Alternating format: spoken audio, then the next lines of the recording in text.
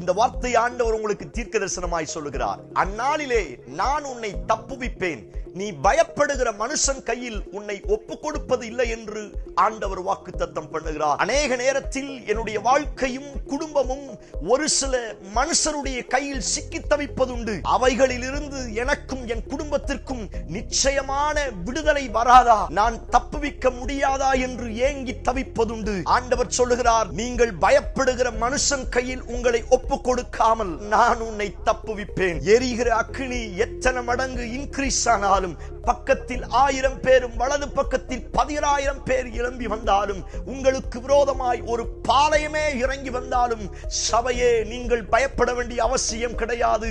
காரணம், அவர் உங்களை தப்புவிக்க வல்லமுள்ளவராய் இருக்கிறார். நீங்கள் அவன் கையில் அல்ல, சர்வ வல்லவருடைய கையில் வரையப்பட்டிருக்கிறபடியினால் நிச்சயம் அவரால் தப்புவிக்கப்படுவீர்கள். ஆமென்.